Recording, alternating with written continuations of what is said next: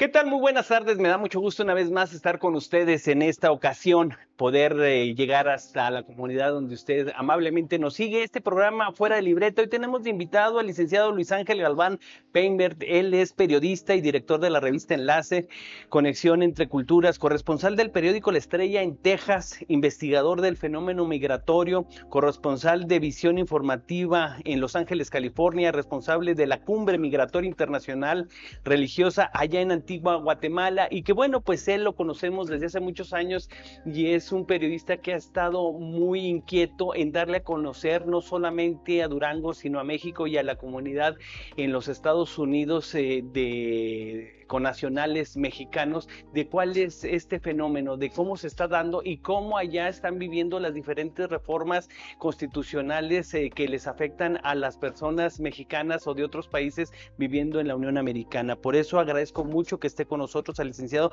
Luis Ángel Galván Peinbert, que también es el presidente de Directores de Revistas Asociados AC, que es una organización que forma parte del mecanismo de protección a periodistas y personas defensoras de derechos humanos en esta Comisión Estatal de Derechos Humanos, y es por eso que agradezco mucho que ha hecho un espacio en su agenda para estar con nosotros, y el tema la migración en los medios de comunicación y cómo cubrir estas historias con ética. Bienvenido, me da mucho gusto que aceptes esta invitación. Gracias, gracias.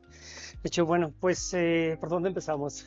Pues empezamos, ¿por qué te Sí, nace ser periodista y aparte de una situación tan común, pero tampoco visible? Porque la migración la conocemos desde nuestros ancestros y desde la llegada de los españoles. O sea, siempre ha habido este fenómeno, pero se ha naturalizado y siempre ha habido una violación de derechos humanos, y casi la opinión pública no quiere voltear a ver esto que le está pasando a muchos seres humanos, porque no son de una nación o de un país, sino es un problema de todas las nacionalidades. Sí, bueno, mira, para comenzar, déjame decirte que a mí me tocó vivir la migración en carne propia y la migración indocumentada. Entonces, por lo menos por ese lado a mí no me platican tanto, porque cuando tú ya empiezas a escuchar narraciones de un tercero, de una tercera, que empieza a decir, es que yo hice, es que yo hice lo...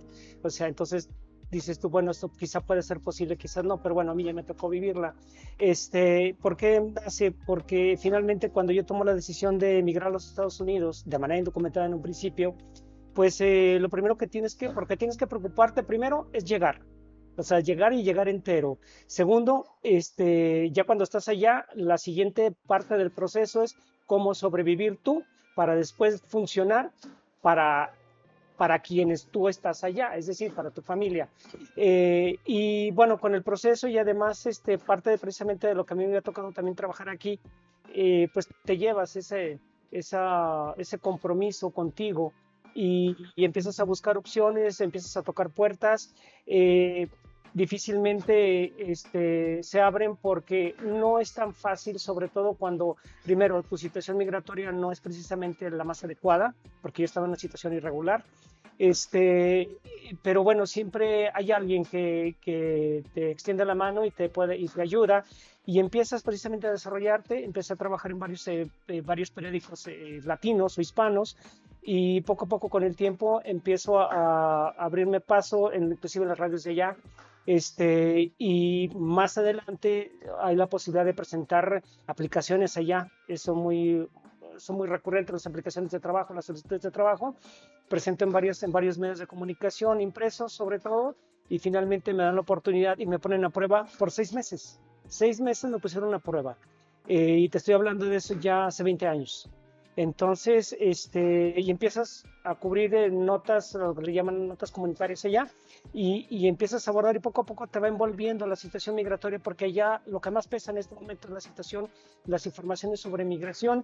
Gran parte de la población, por ejemplo, en el caso del norte de Texas, una gran parte de la población es hispana. Los distritos escolares, el 63% son hispanos. Entonces te habla de que es un mundo de oportunidades, pero también de retos, de desafíos, de poder empezar a cubrir algo que pues tú lo cubrías normalmente aquí en el caso de Durango, pero no es lo mismo porque es otra situación. y allá son notas completas, reportajes completos, donde tienes que ver 4, 5, 6 voces en un reportaje y tienes que hacer 2 o 3 reportajes diarios. Entonces es demasiada exigencia y todo eso te va involucrando, te va envolviendo, te va llevando precisamente a poder entender un poco más y a poder vivir más de cerca lo que en su momento tú lo viste o lo viviste, pero de manera práctica y no desde el punto de vista como periodista. Muy interesante este momento histórico de tu vida que entras a los medios de Estados Unidos que son pues muy exigentes en cuanto al uso del lenguaje, en cuanto al manejo de las formas y de las culturas, porque tienes que hablar de los migrantes, pero los migrantes no solamente son mexicanos y no somos los mismos los del norte que los del sur, pero ni tampoco los de Guatemala, ni tampoco los de Chile, o sea, la inmigración la tienes que ir conociendo y todo, pero también, háblame del profesionista, porque tú tienes 2 profesiones, eres una persona preparada y que te ha gustado y te ha enamorado del periodismo. Bueno, mira, yo en principio yo soy la primera generación, yo formo parte de los primeros 24 egresados de lo que en su momento fue la Escuela de Ciencias Forestales, que después se convirtió en facultad, pero en ese momento nosotros salimos con el título de licenciado en Ciencias Forestales. Estuve trabajando un tiempo, finalmente no me llenó lo suficiente, empecé a estudiar Derecho, terminé Derecho y empecé a litigar sobre Derecho. Pero ya litigaba sobre cuestiones jurídico-forestales, es decir, la educación humanista la traigo desde, pues inclusive desde la prepa, cuando estuve en el CCH, y pues como luego se dice, tenemos nuestros momentos de retos, pero también de opacosos, es decir, a veces sin no brillar, pero sí hacer algo diferente para la sociedad, hasta que tienes la oportunidad de hacerlo y quizás hasta inconscientemente empiezas a buscar otras mejores opciones y es lo que te va llevando con el tiempo y la misma necesidad te empuja a tomar y a llevar a hacer realizar cosas que quizá en su momento no tenías contempladas por él. Yo jamás pensé en migrar. O sea, en mi idea, mi pensamiento siempre fue, si vas a hacer algo por Durango, lo vas a hacer en Durango. Pues no, tienes que salir fuera para poder hacer algo fuera de aquí y cuando regresas, pues eres uno más porque finalmente, pues como si nunca te hubieras ido, y pues ahora sí que pasas de noche, ¿no? Hasta que tienes que empezar a labrar tu propia ruta en tu propio lugar, en tu lugar de origen, en donde tienes que luchar, si tú quieres, así decirlo, contra la misma situación que se vive en el periodismo en México. Ahora, háblame de ese periodismo en Estados Unidos exigente. ¿Cómo adaptarte a la cultura anglosajona? Porque a final de cuentas son los cánones periodísticos de Estados Unidos y que ellos tienen en sus enmiendas y en su constitución, pues como la libertad de expresión, uno de los baluartes más importantes, ¿no? Es algo sustancial de su forma de pensar. ¿Cómo adaptar la cotidianidad o el tercer mundo en el que vivimos y al llegar a escribir para un medio y que allá los medios pues tienen una repercusión en lo que se dice y se habla? Sí, bueno, aquí mira, aquí son varias situaciones que tú tienes que contemplar y una de ellas es en principio, si vas a publicar algo, tienes que tener los elementos, las pruebas, las declaraciones, los documentos y que te haya constado 3 o 4 veces, que te hayas verificado y re-verificado. ¿Por qué? Porque en un momento dado, si llegas a publicar algo que no corresponde a una realidad o que se dice que fue, pero que no sucedió así, entonces vienen las demandas. Entonces tú tienes que tener mucho cuidado y es lo primero que te dicen en los periódicos. Si vas a publicar algo es porque te consta, si no, ni siquiera me presentes esa nota.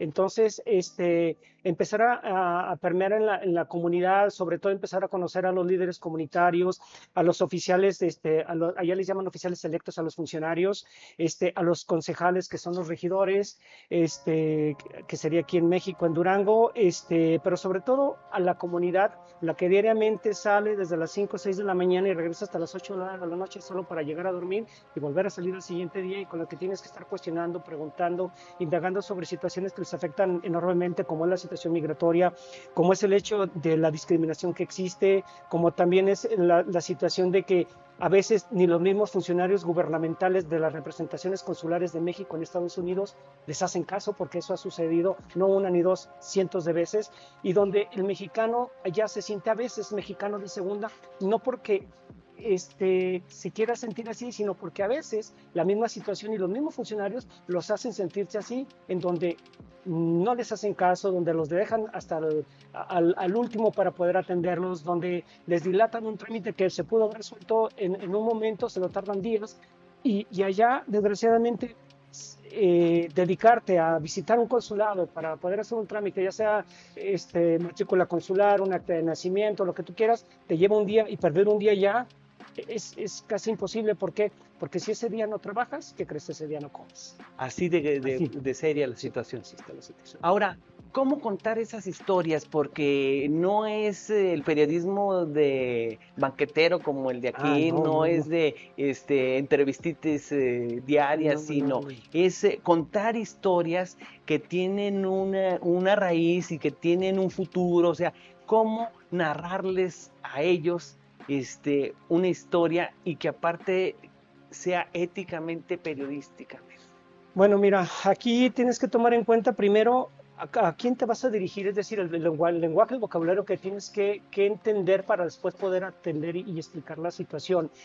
Sobre todo cuando nos tocaba entrevistar a funcionarios, por ejemplo, del distrito escolar independiente de, no sé, de la ciudad de Chicago, o de Dallas o de Garland, tienes que tratar de entender los términos que ellos utilizan para tú poder bajarlos, por así decirlo, con la comunidad y tratar de explicar la situación, pero también tienes que entender cuál es el ambiente que se vive en ese momento para poder tratar de contar esa historia, pero en función también de las declaraciones que ellos dan contra los testimonios que existen. Y eso es lo que le da todavía un valor agregado a la nota, porque no vas a hacer una narración nada más de los hechos, es qué dijo, por qué lo dijo, quién lo dijo, y luego el contraste, porque finalmente una historia siempre tiene dos caras de la moneda. Y muchas de las veces, o por lo general, estamos acostumbrados a que presentamos lo que dijo Juan Pérez, pero hasta ya las 500, hasta el tercer o cuarto día presentamos lo que dijo Pedro Navajas, la persona que fue afectada. Entonces no, en ese momento en la nota tienes que presentar lo que sucedió, quién lo dijo, por qué lo dijo y el contraste de esa nota. De otra manera va una nota incompleta, porque aparte de todo tienes que reunir datos duros, documentos, y es lo que también te lleva, te absorbe, o sea, se te va el día a veces en un artículo, cuando sabes que tienes que entregar otros dos más, y son 3 con notas de 18, de 25 pulgadas, donde tiene completito, y cuidado que te regresen uno, porque entonces vas a invertir el doble o el triple de tiempo para poder hacer las correcciones necesarias. ¿Cuál fue el mayor reto que te encontraste? Sabes que el mayor reto que yo tuve allá fue el hecho de que a veces la gente, ganarte la credibilidad de la gente. ¿Por qué? Porque en primer lugar, pues llegas a un lugar que no es tu tierra, que aunque seamos hispanos, seamos mexicanos, no es tu gente porque no la conoces, es tu gente desde el punto de vista del origen de donde vienes.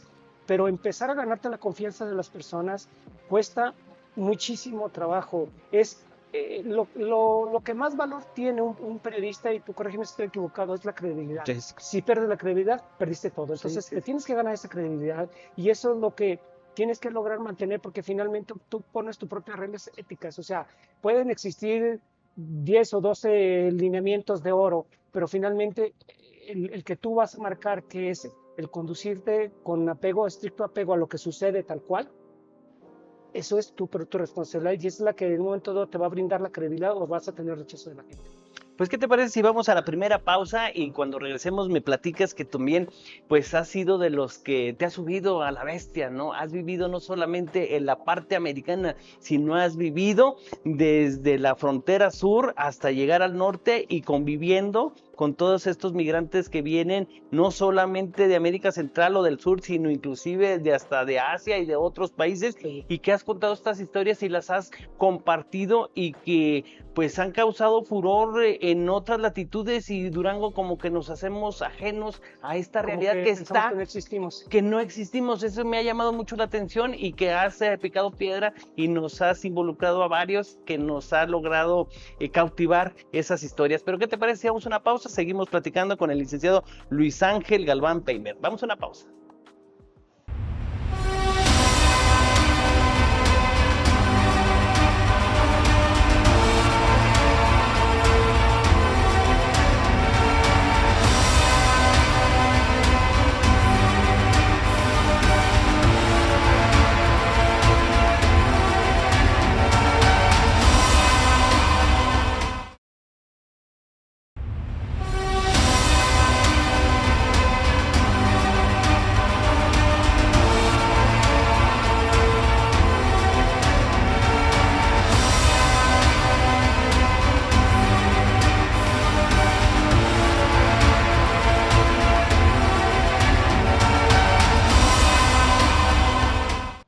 Qué bueno que sigue con nosotros aquí en el programa Fuera de Libreta y hoy seguimos platicando con Luis Ángel Galván Peimer.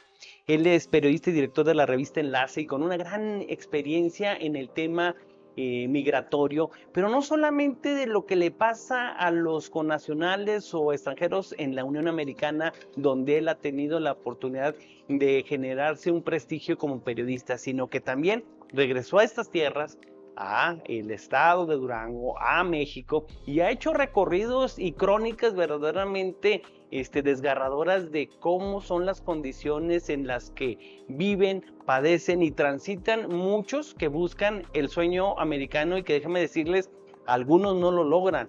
Y él nos los ha platicado, nos los ha expuesto y hay una videografía interesante dentro de sus redes sociales para que ustedes la visiten de estos trabajos periodísticos tan importantes. Luis, ¿qué fue, cuál ha sido la historia o la crónica más desgarradora que te ha tocado contar de estos ciudadanos del mundo que vienen en estos vagones del tren a la intemperie, a la lluvia, al frío, a la nevada, a la delincuencia, todo esto? Mira, es que desgraciadamente cada historia tiene su valor y todos de alguna manera, todas son muy importantes, pero por ejemplo, en el caso me voy a remitir directamente a lo que es la frontera de México con Guatemala. La frontera natural que divide a nuestro país con Guatemala es el río Suchiate. Y pegadito ahí a unos cuantos metros, inmediatamente que cruces el río, está Ciudad Hidalgo o Suchiate, como también la conocen. Entonces ahí me ha tocado ver historias muy graves, pero también que te sacuden. Y una de ellas es una de las veces que estaba haciendo un recorrido dentro de la misma ciudad, porque allá hay dos oficinas de la Comar. ¿Qué es la Comar? La Comar es la Comisión Mexicana de Ayuda a Refugiados. Okay. Entonces, por ahí cerca había un basurero, hay un basurero. Y en ese basurero del mercado que tira lo que se echa a perder. Bueno, empiezan a tirar las cosas y toda la gente acude ahí todos los días pues para ver qué encuentra de comer. Toda la gente, muchos de los migrantes que llegan ahí. Bueno, ahí se tenían que estar peleando migrantes con los buitres, así, buitres. O sea, animales. Animales. Okay. Y a mí me tocó ver ahí donde un muchacho, un cubano, había encontrado un pedazo de pollo y iba a agarrarlo cuando en ese momento el buitre se lanza sobre él, le alcanza a agarrar la mano y suelta él el pedazo de pollo, pero en la otra mano traía un bat y alcanza a pegarle el buitre, le suelta el pedazo de pollo y al final el muchacho lo agarra, se va corriendo y se mete debajo de la sombra de un árbol, o sea, de la copa de un árbol, unos árboles muy bajitos que estaban ahí. Otra vez fue ya cuando iba en el camino, precisamente cuando iba en el tren, cuando íbamos subiendo al tren, me tocó una familia donde una señora da a luz, precisamente arriba en el tren. Aunque no quieras ser parte de la historia, te conviertes en parte de esa historia en ese momento cuando estás contemplando las cosas, cuando estás viendo lo que está sucediendo, cuando llega otra persona y empieza a tratar de abusar de ellos, tratar de extorsionarlos, porque si no le da el dinero, él agarra al bebé, lo tira fuera del tren. Eso, la situación que se vive en la zona fronteriza de México con Estados Unidos, donde la gente está viviendo hacinada debajo de los puentes, 4 o 5 personas en una triste casita de campaña donde apenas caben 2, duermen 5 o 6 y se van a la búsqueda en la basura de comida porque no hay dinero, porque no encontraron trabajo, porque son indocumentados y la gente de ahí mismo, en el caso de Tijuana, no les da empleo porque no son personas regulares en cuestión migratoria y el departamento o el Instituto Nacional de Inmigración está haciendo constantes revisiones, al igual que también lo hace en el sur de México, donde me tocó en una de esas veces que estaba hospedado en uno de los hoteles y apenas voy abriendo la puerta cuando detrás abro la puerta y detrás de un chavo que pasa corriendo, pasan 2 oficiales de migración que sin decir agua va, se meten, le tumban la puerta y lo sacan. O sea, dices tú, ¿cómo es posible? Sí es posible. El abuso de autoridades, porque es todos los días y a cada rato.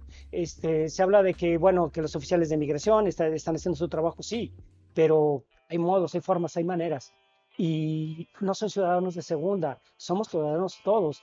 y quizá en ese momento a ellos les está tocando vivir esa situación. Imagínate lo que a los mexicanos les toca vivir también allá. Es exactamente lo mismo, nada más que en nuestro país. Válgame Dios, o sea, es una realidad, es un submundo que pudiéramos decir, ahí está y no queremos voltear a Sí, o verlo. sea, estamos, tú me decías un momento, bueno, es que en Durango como que pasa de noche. Pues no es que pase, bueno, sí pasa de noche y no. Lo que pasa es que estamos acostumbrados a que todo como que viene dentro del mismo paquete. O sea, es decir, migración, pero migración pues es que me mandes dinero. No, espérame, migración es como un abanico enorme donde cada línea que sostiene el abanico te lleva a otra situación y ese es el problema, ¿no? Eres un periodista de datos, ¿cómo están los datos? Porque pues el presidente se jacta de que pues estamos muy bien porque nos mandan remesas, pero cada remesa, cada dólar que llega, pues es una vida de llanto, de Mira, sufrimiento, de esfuerzo. yo he calificado a las remesas como el valor de sangre, el tesoro de sangre. Es decir, o sea, quienes ya llegaron y quienes están generando estas remesas a lo largo del tiempo o que apenas lo están empezando a hacer porque ya llegaron y tuvieron y tienen un trabajo, por mínimo que sea, les ha costado y les ha costado mucho el haber pagado un coyote, el estar casi cautivos, esclavizados a tener que estar pagando cada semana para poder completar lo que en su momento el coyote les cobró. Eso finalmente es un sufrimiento, es un esfuerzo, es un sudor y eso te lleva a valorar aún más el esfuerzo que ellos hacen y el hecho de que el presidente diga, es que son los héroes, sí, y tú crees que con eso la gente se queda contenta, no, o sea, el calificarlos de héroes es más, es hasta una ofensa para el mismo migrante. El hecho de que el presidente los mencione como héroes es una ofensa, porque aparte de todo ellos tuvieron que salir por, por una por una deficiencia del sistema gubernamental, por no ofrecer las oportunidades laborales suficientes y básicas para poder retener a su gente, que es el valor más importante de un país, su gente. Ahora, son pocos los que periodistas apasionados en este tema que tú lo estás haciendo, pero sí vemos en algunos medios internacionales que la migración ha logrado tener un repunte dentro de la opinión pública, no solamente en el ámbito de movilidad humana, sino económica, cambios sociales, formas de pensar. Se han hecho las leyes más sensibles al fenómeno migratorio, ¿no? Tú que le estás dando seguimiento desde hace décadas. Pues yo creo que no, al contrario, han sido leyes más duras y te pongo como ejemplo la más reciente que es la SB4, que es similar a la SB 1718 que se implementó en Florida y que finalmente fue suspendida, que es la ley que está en Tennessee, que es la que está en Arizona. Estas leyes tienen algo en común. Buscan que las agentes de policía locales se conviertan en doble funcionario, es decir, ser agente de policía local que atienda los problemas de la comunidad, pero que también sea un agente migratorio, es decir, y que haga las detenciones de personas que se presume ingresaron de manera indocumentada al país, como si tú eres un policía de la ciudad no sé, en San Antonio. ¿A cuánta distancia está la frontera la línea fronteriza de San Antonio? ¿Qué te parece? 4 o 5 horas de distancia en vehículo. Bueno, Sí. ¿cómo el policía del local de la ciudad de San Antonio se pudo haber dado cuenta que la persona que está cruzando enfrente de él, porque es moreno, porque es hispano, con cara de hispano, se cruzó de manera documentada? Ese es un abuso, ese es el racismo, ese es utilizar perfil racial para poder hacer detenciones arbitrarias y violando tus más elementales derechos humanos. ¿Qué tanto ha influido el trabajo periodístico de señalar estos abusos o estas irregularidades en los medios de Estados Unidos y de otros países de lo que está sucediendo? Bueno, mira, ha funcionado desde el punto de vista en que se han hecho, se han de alguna manera, se ha hecho presión y sobre todo a través de los grupos de las organizaciones no gubernamentales que han promovido este tipo de recursos legales para poder frenar o por lo menos en un momento dado detener momentáneamente las leyes mientras que se investiga, que en este caso es la SB4. La SB4 ha sido frenada, sigue todavía en investigación, investigación jurídica por parte de la Suprema Corte, debido a que organizaciones no gubernamentales y también despachos de abogados, defensores de los derechos humanos de los migrantes, han presentado estos recursos para poder decir, oigan, ustedes están cometiendo un delito al momento de llevar a cabo o de implementar esta ley, cuando en principio la cuestión migratoria le pertenece al gobierno federal. Un estado no está por encima del gobierno federal. Entonces, como en un estado como Texas, con el gobernador Greg Abbott, que está peleado con la migración indocumentada, busca implementar leyes a nivel estatal y que estén al mismo nivel jurídico o al mismo nivel legal como el gobierno federal. No se puede. Ahora, regresemos ahora. Tienes una revista que ya tiene presencia, que tiene prestigio. Ahí expones diferentes puntos documentales, artículos, columnas. ¿Cómo está avanzando el periodismo en este sector de la migración? ¿Qué tanta lector o radioescucha o audiencia interesada en este fenómeno? Porque hay que entender que Durango también es de los estados de mayor expulsión de migrantes a otros, bueno, a Estados Unidos. Bueno, en su gran mayoría. Mira, digo, las cosas como son. Desgraciadamente, para muchas de las editoriales no resulta atractivo el darle cobertura a la migración. ¿Por qué? Porque atender migración o empezar a cubrir migración implica que la puedas casi vivir o entender. Entender, hay que estudiarla, hay que leer, hay que estar al tanto, hay que estar hablando, inclusive vía Zoom o vía telefónica, o si tienes la oportunidad de viajar, hay que hacerlo para poder entender. Hay que meterse a los albergues, hay que ir a la línea fronteriza, hay que hablar con los oficiales de inmigración, hay que hablar con algunos de los mayors, los alcaldes de las ciudades fronterizas donde ocurre la mayor parte de las situaciones. A veces para las editoriales no es tan atractivo, a menos de que sea algo inusitado, fuera de serie, como cuando empezaron a llegar las caravanas en el 2018. Un repunte, ¿verdad? Sí, algo. Es algo que llama la atención, que es, Sí. es extraordinario, ¿no? Sí, que sea de hecho columnas, sí. si no, no. De ahí en más, la gente no lo encuentra atractivo, pero si nos remitimos a lo local, la gente no lo va a entender hasta que le tocan en su bolsillo o le tocan en su familia, porque Juanito o Pedrito se fueron y no avisaron. ¿Y qué crees? Ya estoy en la frontera, pero me están pidiendo tanto dinero para poder cruzar, o sabes que estoy detenido por grupos de la delincuencia organizada y que me están pidiendo esto para soltarme, para después que yo pueda intentar cruzar.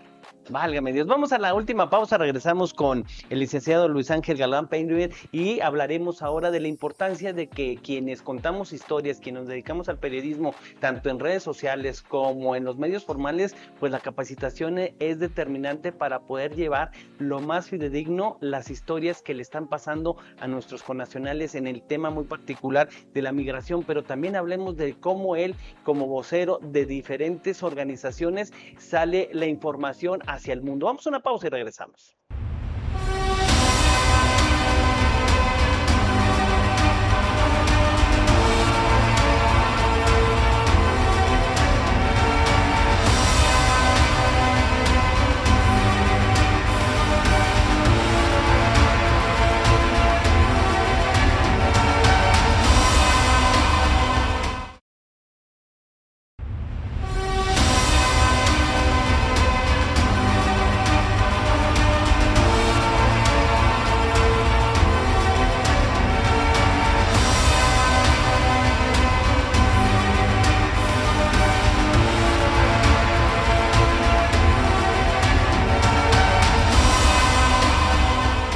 Y seguimos ya en la recta final de este programa Fuera de Libreta con el licenciado Luis Ángel Galván Peíndover. Y déjenme decirle que no solamente como periodista, sino también ha sido un activista y un asesor en estos temas de diferentes gobiernos y diferentes instituciones, porque él ha estado impulsando lo que pudieran ser estas ciudades que sean amigables a los migrantes, ha estado visibilizando la importancia de tener albergues donde traten bien a los migrantes, no solamente el ámbito periodístico, sino este ser humano que se ha comprometido con esas familias que no conocen y que día tras día siguen pasando por nuestro país buscando el sueño americano, o también de los de aquí a la Unión Americana. Ha cubierto también pues los casos emblemáticos en Estados Unidos de duranguenses que están en prisión o hasta algunos condenados a muerte. Estas historias, ¿cómo contarlas?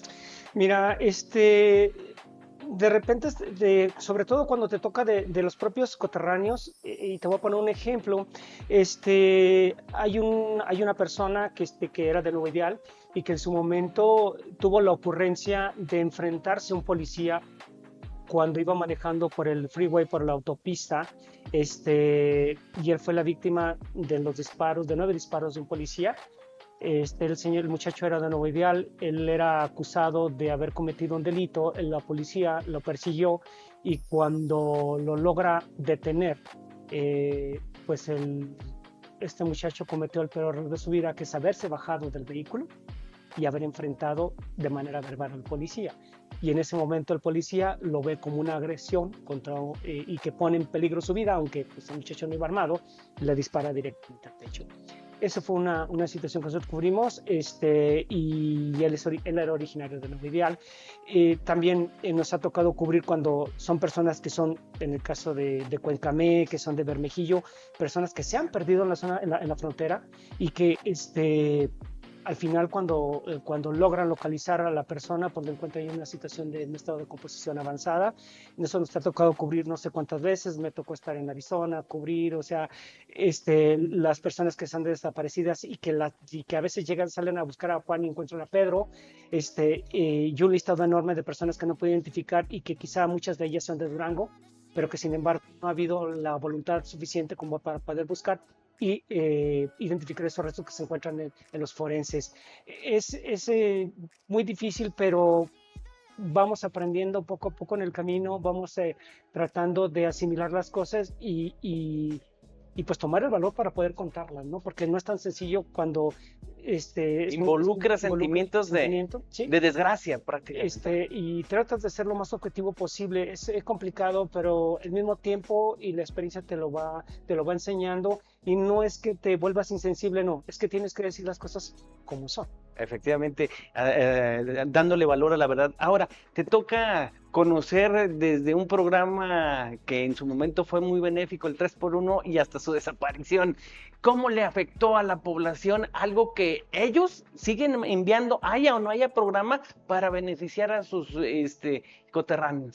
Mira, el programa 3x1 en esencia era muy benéfico, era muy bueno. El problema es cuando empieza a haber la corrupción entre los mismos gobernantes, presidentes municipales, entre los gobernadores, e inclusive también con los mismos presidentes de las mismas organizaciones, quienes literalmente vendían las llamadas tomas de nota, que es el documento que te protege o que te ampara a ti como una organización que pueda hasta cierto, por así decirlo, negociar para poder ser tomada en cuenta de un proyecto, de un recurso para poder llevar obras a tu comunidad, que era el programa 3x1. Participaba a nivel federal, estatal, municipal y migrantes, por eso se llama 3x1, $1 que pone un migrante por cada uno que pone el municipio, gobierno del estado y gobierno federal. Cuando entra la administración federal del actual presidente, pues él considera que no vale la pena porque hay demasiada corrupción, lo quita, al igual que también quita el FAM, que es el Fondo de Apoyo a Migrantes, que es el que se brindaba, es un recurso que venía de los impuestos que se cobraban del envío de remesas que llegan aquí a México, y se tomaba un porcentaje, se formaba una bolsa, y con eso se buscaba brindar apoyo para todas esas personas que son deportadas, y que déjame decirte que a Durango le está llegando a un promedio mensual entre 380 y 400 migrantes mensualmente, que pues no son visibles para las autoridades porque al final de cuentas no los toman en cuenta, y ellos tratan de incluirse o de buscar reinsertarse a la vida económica, pero finalmente no encuentran opción, se vuelven a intentar ir, a veces pasan, a veces no pasan, y otros se suman a otras actividades ilícitas.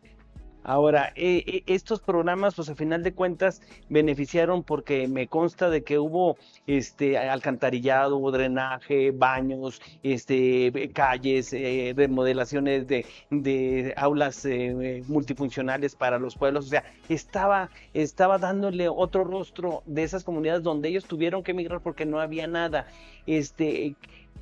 ¿Cómo el periodismo que haces sensibiliza a las dos partes? Porque no todos los que envían son los exitosos, porque pues a lo mejor 1 o 2 logran enviar dinero de los 100 que se fueron, pero de esos no se habla, nada más se habla cuando vienen en Navidad y el éxito y la fiesta. Sí, porque es el atractivo, porque vienen y dejan una derrama económica. Durango 2023 recibió $1,380 millones nada más en el concepto de remesas. México recibió en el 2023 poco más de 64 mil millones de dólares. Durango es el estado número 19 del 1 al 32 en recibir remesas, es decir, el mayor monto. El municipio de Durango recibió el año pasado $598.5 millones nada más por concepto de remesas. De los municipios que más reciben del estado de Durango, es de Durango, Gómez Palacio, y luego le sigo Guadalupe y Victoria, que son los 3 municipios con el mayor ingreso. La pregunta es, y lo que está todo funcionario es dónde está ese dinero, y los más avesados son los más inteligentes. No, es que ese dinero hay que redirigirlo. A ver, ¿cómo vas a redirigir un dinero que le llega directamente a la familia? O sea, ¿eso qué dice? acusa de una total ignorancia y desconocimiento de lo que significan las remesas y cómo se envían y cómo se generan. Ahora, si son tan importantes y aportan al desarrollo de un país, ¿por qué no logran obtener el derecho al voto? Se ve ahorita. Porque ¿Qué pasó? para un candidato, candidata, para hablar en términos de equidad, no le resulta atractivo porque no es un capital político importante. Trabajar con migrantes, el ganarse la confianza de los migrantes, no es de ahorita, no es de mañana, no es de un mes, 2 meses, es de años, si te lo digo por experiencia. Yo tengo 20 años cubriendo migración y créeme que aún así de todos modos la gente de repente tiene dudas en lo que estamos haciendo, a pesar de los pesares de que presentas trabajos y que es investigación, declaraciones, dices tú, es que no te creo, bueno, yo hago mi trabajo, ¿no? El problema es que mientras no le den el valor que corresponde al migrante, mientras no le otorguen sus derechos políticos electorales, que pueda votar y ser votado a nivel local, esto no va a funcionar. ¿Qué fue lo que pasó ahora con para que ellos pudieran ejercer el voto para gobernador? Tuvieron que hacerse a través de una acción afirmativa, es decir, el Congreso en las 3 últimas legislaturas ha discriminado totalmente, así te lo digo, a la figura del migrante y solo los quieren para tomarse la fotografía y decir estamos contigo cuando realmente no están con nadie. Y bueno, ya para finalizar, ¿cómo exhortar a quienes se dedican al periodismo? ¿Cómo se debe de abordar el fenómeno migrante? ¿Cuáles serían los tips tú como especialista para que las audiencias pudieran tener esos datos importantes, esos hechos? Porque escribir de migrantes es una especialidad como cuando se escribe para los toros o para la nota roja, o sea, es algo que tiene sus términos, su estructura. Tú como experto, ¿qué les pedirías a nuestros colegas, compañeros de los medios para que puedan informar de este tema? Bueno, yo lo primero que yo tuve que hacer es empezar a informarme y saber y conocer, ahora sí que el vocabulario se me va la jerga que se utiliza normalmente, tanto a nivel académico como a nivel de la raza, de la gente, de la comunidad, como ellos se ven, que no es migrante, que es mojados, que son braceros, o sea, pero más que nada, yo creo que lo importante es primero es empezar a leer las informaciones, empezar a entender los conceptos de lo que significa migrante, transmigrante, lo que implica, lo que significa una remesa, lo que es ser deportado, lo que son salidas voluntarias, lo que es en fin, todos esos conceptos que normalmente vemos en las notas y que a veces damos por hecho que ya lo entendimos cuando ni siquiera sabemos el alcance de lo que significa. Entonces, hay que informarse, empezar a estudiar, porque yo tengo que estar leyendo todos los días, yo tengo que estar estudiando, yo tengo que estar actualizándome, tengo que estar viendo los datos duros de las personas que han sido detenidas, lo que significa los países del Triángulo Norte de Centroamérica, y México dónde está colocado, el número de deportados que están llegando diariamente, cuáles son las leyes que en este momento están utilizándose, todo eso, porque es información diaria que tú vas a poder utilizar para poder cuestionar o en un momento dado rebatirle a una persona que te está dando información o que pretende darte información y que al final de cuentas a veces no saben ni lo que te está diciendo. Ahora, ¿has temido por tu vida por trabajar este tipo de temas? En 2 ocasiones, sí, sobre todo en la zona fronteriza cuando me tocó estar haciendo un reportaje sobre personas desaparecidas, fue una, y en la frontera norte y uno acá en la frontera sur. Fueron diversos momentos, no tanto temor por tu vida, pero sí sabes que en un momento estás en riesgo de que algo pueda suceder, entonces tratas de tomar pues las medidas necesarias para que no te suceda nada y ahora sí que estar al pendiente, ¿no?, de lo que pueda ocurrir, pero sí ha habido riesgos, sí, no te digo que no, sí ha habido riesgos, pero hay que tratar de saber tomarlos de la mejor manera y protegerte y saber dónde puedes y dónde no puedes. ¿Hay autocensura? Yo no, yo en mi caso no. Yo digo lo que tengo que decir. Mira, hay 1000 formas, hay 1000 maneras de pelar una naranja para que te la comas. Escoge la que finalmente no te despanzurre la naranja, pero finalmente te la puedas comer. Es decir, hay 1000 formas de decir las cosas, pero al final de cuentas las tienes que decir. ¿Cómo escoger un medio que sí hable con la verdad en el tema migratorio? Es que En principio, difícilmente vas a ver medios que realmente cubran migración tal cual. Son notas esporádicas y elegir un medio necesitas empezar a leer. Cuando empiezas a leer las notas te das cuenta casi al principio si es un medio que es casi oficialista o que realmente sí por lo menos hizo la tarea y tiene algo de investigación. Y es ahí cuando empiezas a darte cuenta si también quienes generan esa información realmente son confiables o no. Porque muchas de las veces cuando un funcionario o funcionaria se refritea una nota, toma la primera nota que encuentra y ni siquiera ve si realmente lo que te está mostrando o lo que te va a decir es veraz o no. Entonces, es investigar, es corroborar, es estar checando realmente y te tienes que remitir a la base de los datos duros que ellos están presentando, porque a veces ni siquiera se ponen. ¿Crees que es necesario que en las escuelas de comunicación se le dé importancia a un tema tan especializado como es la migración? Yo pienso que sí, porque te das cuenta con los egresados o cuando ya están en campo trabajando, no quieren preguntar porque no saben absolutamente nada, no tienen ni siquiera una idea de lo que significa migración. Entonces sí se hace necesario por lo menos que les dieran una pasada de, no sé, una plática, por lo menos sensibilizarlos y entender lo que la migración significa y la repercusión que tiene. Ya olvídate a nivel zona fronteriza, sino a nivel local, lo más fácil. O sea, cómo impacta la migración documentada e indocumentada, cuáles son los beneficios y cuáles son los perjuicios. Bueno, pues no me resta nada más que agradecerte la oportunidad de conocerte, de compartir con con nuestro auditorio, pues tu experiencia y aparte, exhortar a que todos quienes aquellos se dedican al periodismo, cuando se tenga que tocar este tema, sea con Mucho respeto. respeto y compromiso a que se está hablando de historias de personas que están buscando, pues, una mejor estadía de vida. Sí, es que es lo que finalmente se busca. La meta final es mejorar la situación económica, por eso sobre todo. Y a partir de ahí, tú mejoras y mejora tu familia, que es lo que finalmente se busca, porque de otra manera no tendría caso que salieras de tu tierra, de tu lugar de origen, en donde tú estás y donde estás con tu familia, ¿no? Muy bien, pues te agradezco mucho que me hayas permitido conocerte un poquito más y seguir admirando tu compromiso con estas historias y que me consta que has abonado a un pensamiento más crítico y más analítico de esta situación y que le has puesto horas de descanso y de familia porque nosotros los lectores conozcamos más de esta historia que tú todos los días nos narras. Muchas gracias. Gracias, Nacho. Te agradezco muy mal. Gracias. Bueno, pues no me resta nada más que agradecerle a usted la cordial estancia en este programa de Fuera de Libreta y lo invito a que nos acompañe en otra emisión más de este producto del Mecanismo de Protección a Periodistas y Personas Defensoras de Derechos Humanos aquí en la Comisión Estatal de Derechos Humanos. Hasta la próxima.